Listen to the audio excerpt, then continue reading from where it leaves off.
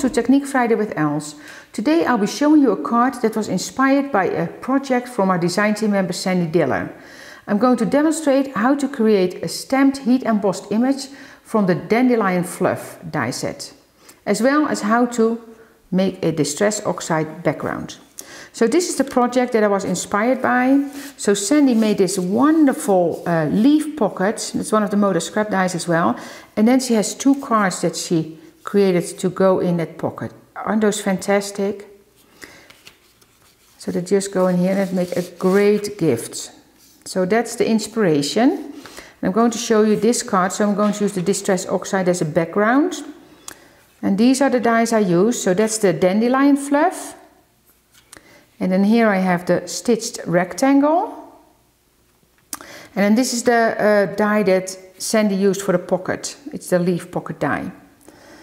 So I created two stamps using the Dandelion Fluff die set. And I used like a craft foam. It's not thick, it's just a sticky back craft foam. So when I take this off, it's sticky. So I die cut it first and then stick it on a piece of transparency. So I didn't stick it to the stamping block right away. So I can take this off again, you see. So this is transparent plastic here. So I can reuse those stamps and I can reuse the blocks. So I'm going to take my white piece of soft finish cardstock. And then here I have the Distress Embossing ink pad. Just going to tap this and this one as well.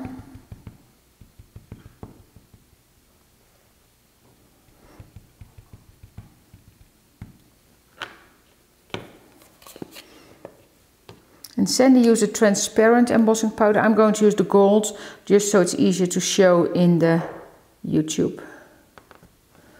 So just press that down. And then the second one, and you can't see it on the camera, but I can see where that image is.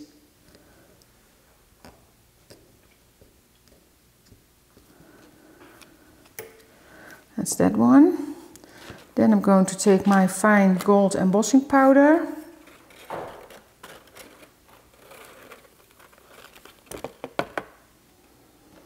And then I see I have some powder that sticks here, so I always have like a brush handy that I can kind of brush off where it sticks, but in this case it wouldn't even matter if I leave it on. And I see I missed a little part here. There we go. Put this aside, I can easily put it back into the jar. Then I'm going to take my heat tool.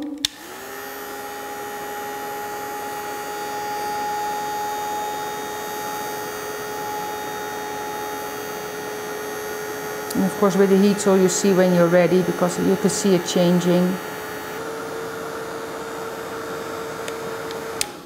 And then we're done.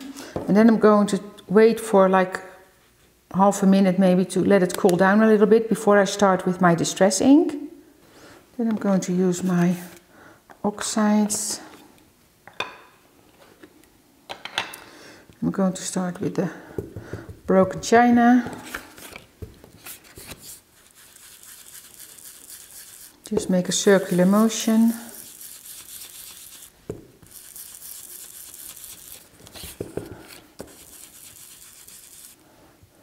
Then I'm going to take the faded jeans.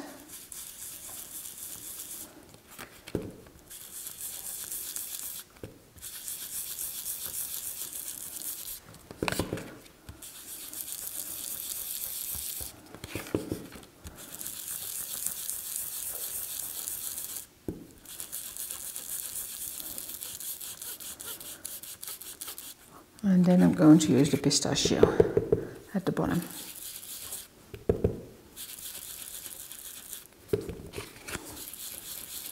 And I might still pick up some blue from the mat, but that's fine.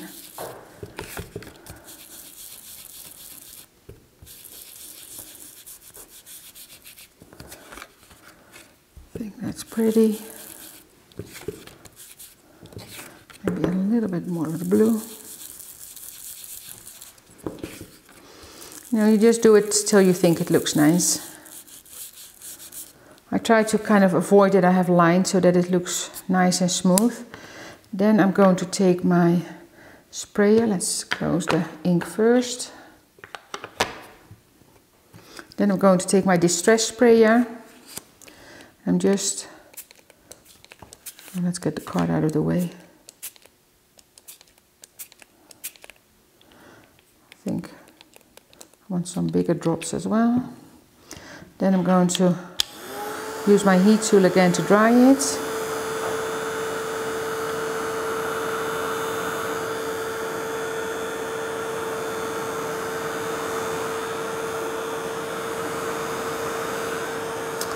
I don't need to dry it all the way, so this is good. And then I'm going to take a piece of paper towel and just dab it, because that will give you the bigger white spots, which I like in this case. So if you don't want the white spots, you just dry it more with your heat tool, or you let it air dry. Works beautiful, it works good as well. Clean my mat. And then I can start putting my card together. So I have the colored white cardstock here. And this is the stitched rectangle.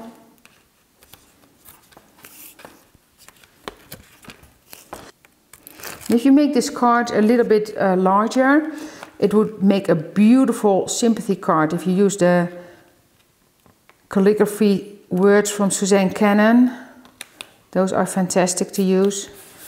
And I thought about it later, but if I make this a little bit bigger and then with sympathy on the bottom, I think that will make a beautiful card.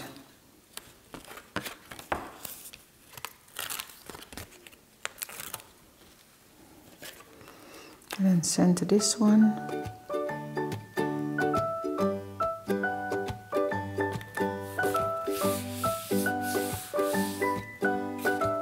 And that's it. Thank you for watching. I've suggested a couple of other techniques that I think you might enjoy as well. And don't forget to download the project sheet. See you next time.